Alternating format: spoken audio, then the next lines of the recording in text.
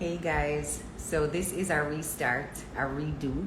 I don't know why, ever since I've had Instagram, whenever a call comes in during the live, I lose the audio. So that's what happened earlier. We're just gonna start over because I'm posting this to my page and I don't want them to kind of have a chop off piece. But thank you guys for joining again so quickly. So the numbers then pop right back up. So quick catch up. I've really only made one point already, but for context, I am doing this live specially for parents who may be having a difficulty creating ease in their co-parenting relationships. For whatever reason, the other parent that you are raising your child or children with may not be a source of peace and ease for you, and it might be difficult for you to create a healthy rhythm for co-parenting. And let's not kid ourselves. So sometimes we are the cause of the dis-ease and the discomfort in those relationships. And we are the ones that make it difficult for there to be healthy interaction as co-parents. So if you're having a struggle with that and really trying to figure out how to create more ease in the relationship, what barriers could be causing the misunderstandings, the aggression, the tension, the chafing, right?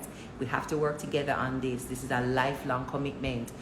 What can we do to reduce the friction and the sense that we are at polar opposites and working as enemies when really we should be on the same team, heading in the same direction, and respecting the unique perspective that each parent is going to bring to that parenting space. So if that is a challenge for you, I wanted to share my own approach, how I think about it mentally, the things that I put to the front of my brain to ensure there is no block for me to be able to work, because it is work, being a parent, to be able to work with my co-parent. And I'm doing this live because the comments that came up when I shared a Father's Day message about my child's father, the comments that came up were, positive, overwhelmingly positive. People though were surprised that I would have kind things to say and be able to openly just celebrate him in his role as father. And there were some persons who said point blank, that's something I could never do. I don't know how you do it. That will never happen. You'll never see that happen.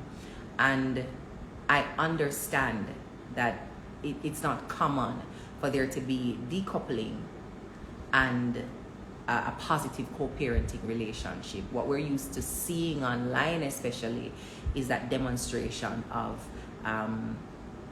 dissonance, where there is no synergy, about it, when they are not on the same terms, about it, and just creating this sense that we have to be enemies and we have to be at war if we're not together. And I do not believe that. First of all, we are adults and we must be able to take our emotions, our feelings out of a process that requires us to prioritize another human being who, at this age, my daughter, for example, can't advocate for herself. So she's expecting her parents to be her advocates. And if we're paying attention to our feelings and what we want and how we feel, then we can't give her the focus. I feel like something on my face. We can't give her the focus. We can't pay attention to her needs. We can't honor her needs in the moment because we're wrapped up in, our mind and our beliefs about the other person. And I know that can be easy to do, like as a default position. I am angry with you, and so, I'm not going to answer my phone, knowing that you're not calling me about me, right? So it's important that parents prioritize their children and look to see what in the relationship, the co-parenting relationship, could be creating a barrier, right? And as best as you can, make sure that you are not part of erecting those barriers, making it difficult for the other parent to show up as a parent, and compromising to the relationship that the child has with their parents. Because whoever the child spends the most time with, they'll have like a default loyalty to that parent. So if when you answer the phone, for example, there's this negative energy and attitude and body language when you're talking to the child's other parent, they learn something from that you don't like the parent, that you don't want to talk to the parent, that you think the parent is bad. And so when they go around the parent now, they are a little compromised because they're seeing good and they're having fun and they're enjoying and feeling love. And then they come back to you and they feel like they can't even share a good experience because you always are really, I always have something critical to say, and attitude, and so even the things that you do not say, children read into that and learn that you are not open to them having a good relationship, or you're competing with to see who they will love more and who them have the most fun with, and so they don't want you to feel no way. And therefore can't be open with you, can't be honest, and can't really enjoy their time with both parents. So you can't compromise the child's experience with their parent, especially if you're carrying resentment about what that parent might have done to you. A lot of parents are parenting through that trauma of, my ex-wife hurt me, and so because she hurt me, she must have got hurt my children, so I have to take my children away from her. Really what you're dealing with is pain, sense of betrayal, being dishonored. A partner that was not good for you doesn't mean they're not a good parent. And a lot of adults go to that default position. If you were not good to me, you will not be good to our child or children.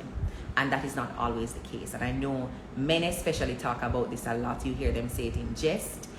If you want to live in peace with a woman, a fair picnic, make she do what she want, just agree, nobody say nothing. Even though in that there is a compliment, like they're saying, the mother is really showing up and taking care of her child, there's also a sense that they are less than, when we should be, two halves of a whole for a child. What he's saying sometimes is that I am, 0.25, right? I am 0.25 and she's 0.75. If so much, I'm 0.15 and she's 0.85. She's better than me. She's more than me. My voice don't matter. My contribution don't matter. And that can't be good, especially for a parent who wants to show up for their child. And I say this in the context of parents who actually want to, because the dynamic and the approach will be different if the other parent has no interest. It will require a new set of approaches if the other parent genuinely just don't care and don't want to be there.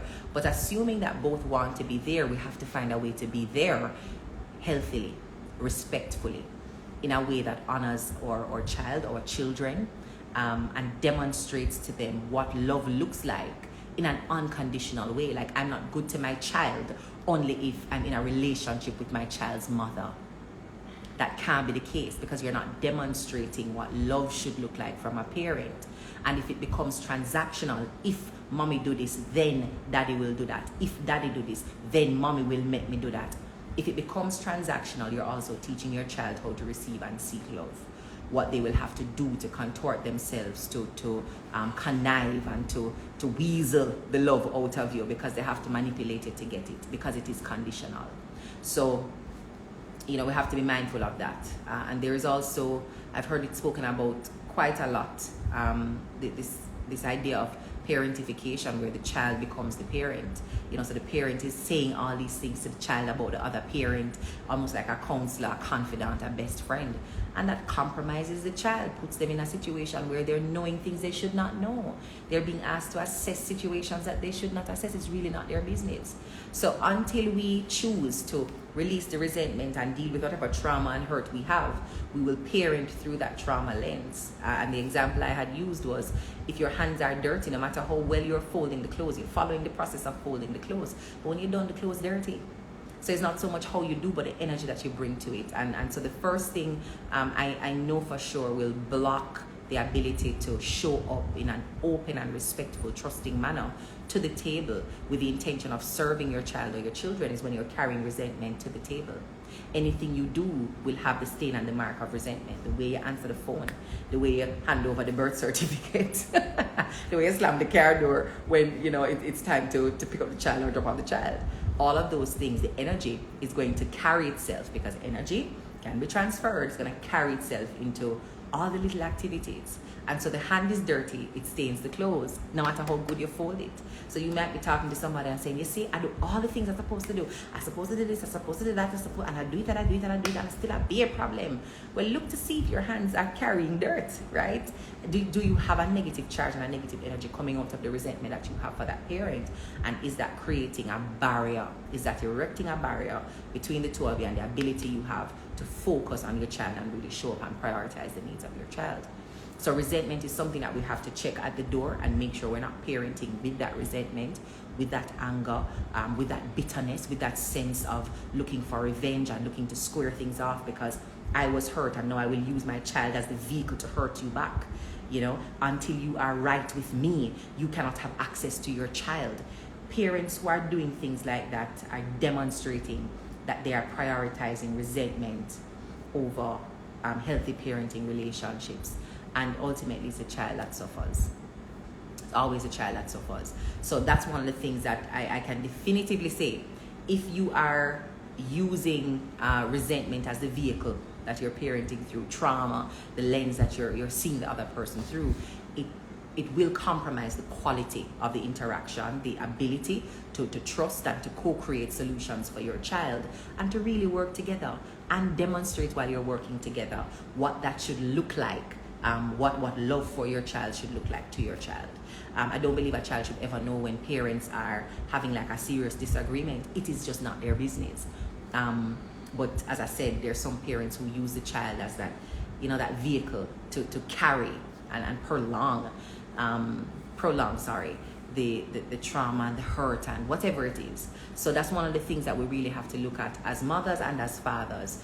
Have we done the healing that we need to do so we can show up as healed and whole, loving, open, and at our highest vibration, highest frequency, with positive energy to add to that parenting space, because that is ultimately what your child needs. So are you prepared to do what your child needs you to do, or what is comfortable for you, what make you feel good, what square it off for you, what justice and equality look like for you?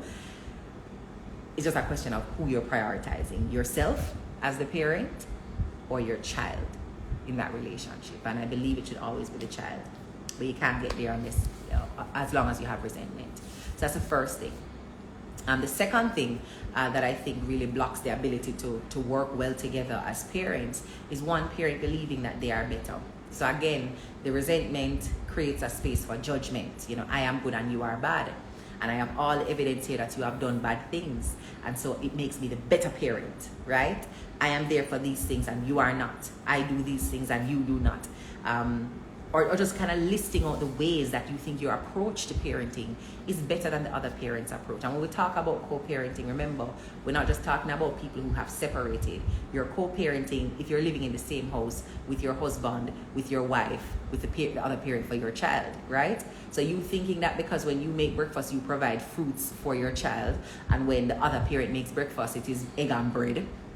And then you wake up in the morning and you're just like, oh, don't you know it's supposed to be fruits? It has to be fruits for breakfast. And how you must be giving them this and them don't have no fruits yet. And so in your sense of self, you believe that you're an elevated person, you're a bigger person, you're a better parent. And you have to school this other person on how to be a good parent and teach them the way, because they don't know nothing and you know everything. So even inside the same household, there can be that chafing and friction and conflict about what is good for the child. And you just believing that because your way probably scientifically is better, it means that you are the better parent. And you give no room to the other person to try something that is not necessarily harmful. It is different. It doesn't make you happy. But is it really hurting the child? And does the other parent not have room to also make some decisions for the child? Are you the only person who knows everything and the way that it should go? Now, I use this example if you're living under the same roof. Like, clearly you're in the same house together. There are the cues that we are all open to. Mind you, one parent may be paying better attention than the other parent. But this belief that only you can do it means that you never give another person the chance to learn. And none of us are born automatically knowing what it requires to be there fully for our children. I am still learning that. And while I do have to be the advocate for my daughter, and parents have to really, articulate what is good for their children, what boundaries they're setting for their children. If you believe that only you can take care of your child, you're going to end up stressed out and burnt out, miserable all the time, because you don't want nobody else to watch your kid, right? Child can't overnight nowhere unless you are there. The bedtime routine has to happen this particular way, or you're going to mash up the place, right? The morning routine, the teeth have to brush before them eat, or the teeth have to brush after them eat, are a problem, and you just don't know what you're doing. If that is the approach that you're going to take, where only your way works, it will continue to create friction. I say all of this not from a place of me being perfect, but me learning by doing what works and what doesn't, what creates ease and what creates friction and a barrier, and wanting always to remove anything that is erecting some kind of barrier or fence to block the access and the love that my child ought rightly to have with her father, right? So I also have to check myself. I don't say this from a position of, you know, being perfect and having it all figured out, but having tried several approaches, I see what works and what creates good synergy and rhythm and respect between both parents. So this idea that only you can do it, or when you do it the best, or you are the better to make that decision, that is really ego driving behavior and perspective. You know, you believing that something about you makes you better, and it's really not true. It's not true. If, and I put this as a caveat as well, I have to keep saying, because I don't know at what point you are joining the live, if you have two parents who are really committed to learning and doing the best that they can, we have to give each other room to learn, right? Some will learn faster than some, but there has to be room for both of us to learn and to demonstrate what we are learning and to course correct, because we're all going to make mistakes along the way. So try to avoid judgy statements about how your partner is parenting, whether you are living in the same house or living in separate homes, and just see it for what it is. If it is their best effort, if it is harmful to the child, and you make an assessment around when you need to intervene and when you need to draw a line and a boundary. And that leads me to the third approach for me. After we release the resentment and we choose to act from a place of respect, openness, and trust, and then we're able to get to a space where we are both trusting each other to be acting in the best interest of our child, not wanting to do anything to hurt or harm or dishonor our child in any way, and knowing that each of us has a different approach, each of us will do things differently, and we're going to respect the difference there, because there is no best and worst, and there is no judgment of good or bad. We just want to do our best and see how doing the best can be the best for a child, and where it was not good enough, we'll come back again and we'll try it one more time, right? So once we've gotten to that place, then we can co-create solutions and even boundaries for our child. Now, this is where the real work comes in, like agreeing what is a yes and what is a no when it comes to our child, what is a no-fly zone and what is a green light area for our child. But you can't get to the place where you are both co-creating solutions if there is resentment, lack of trust, disrespect, anger, bitterness. If you think that your way is the way or the highway, then there is no room to co-create, because you don't tell yourself that you right and you have all of the answers them already, and you just have to email an update or WhatsApp a status report, right? And tell them what is on and what is not on. Remember always that you're dealing with another adult, right? You're dealing with another adult. And if we can start from a place of respect, it starts to open a series of doors, portals, where we can really work together. Again, this is not like a panacea that solves every problem, and then you'll always be on the same page all the time, and it's just like flying in euphoria, and we're just, no, that's not what's going to happen. Don't expect that. But what it does is create more ease, and I keep saying that. It creates more ease in that parenting relationship, so you can feel less friction and chafing as you are figuring this path out as a parent. The best of parents are making mistakes. The best of parents are still learning. No matter how many children they have, there's another layer of lessons and learning that's coming. And so as we are giving ourselves grace to learn, we must be willing to demonstrate that same kind of grace to the persons we're co-parenting with. So it brings me to that question of now co-creating solutions. What will the dietary preferences of the children be? What school will they go to? What clothes is appropriate to wear? What hairstyle? Which hairdresser you're gonna carry them to if they go to hairdresser? All those things around actually now managing the day-to-day responsibilities of raising a child and choosing for that child as parent. What are we choosing for that child? Are we doing all the extracurricular activities, or are we gonna just choose dancing and football and basketball and cricket? And what is going to work, right? What are we willing to work together on to make it work? But again, you can't get to that place when you're talking about, choosing a school together, or choosing a sport or a particular discipline together, or in many cases know whether or not a parent is going to migrate, and which parent is going to keep the child, and which country the other child, and then how often the child will come back to Jamaica. Like, there are a lot of big decisions that will eventually have to take place in a child's life. And if there has been nothing but resentment, nothing but distrust, nothing but disrespect, nothing but near impossible to create lasting, sound, and healthy solutions, to co-create those as parents. So if there is to be more ease, if there is to be more joy, if there is to be more love, I believe it has to start from that point of personal healing. Personally, there's some things that you have to do for yourself so that you're bringing good, positive, and clean energy into the parenting space. For me, that is actually where it begins. And you can tell a lot about a parent based on the challenges and the issues and the problems that they create, the drama that they look to create, where they themselves have not done the healing that's required. Because it will show itself up in the conversations that you have, in the things that you're not willing to discuss, in the things that are just like a no, and just the energy that you bring when you're dealing with that other parent. So in my experience, if it is to work, that approach is helpful. If you have found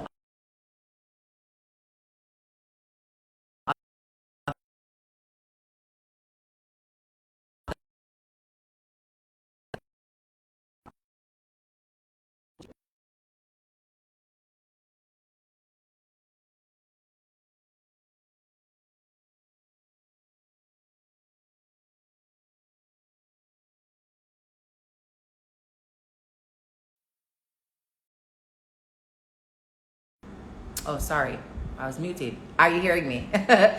Drop something if you're hearing me, please.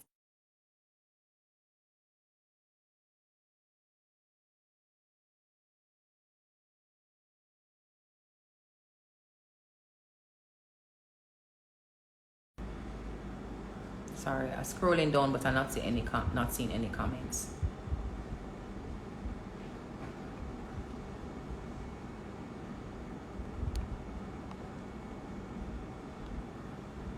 Oh, some people saying no audio. This is filtered in my color. Okay, you're hearing me now. Perfect. Right. So when I share, you can drop some comments below and let me know if there are any approaches that you find to be particularly helpful. But those are the ways to frame the mind for me that give you a healthy way of approaching a co-parenting relationship, so that there can be genuine respect and a commitment to working together and really demonstrating love to your child. I'm going to pause and see if there are any questions. I don't see any coming up now.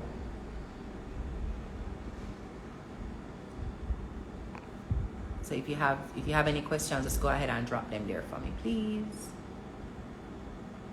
Why this thing keep changing my open that.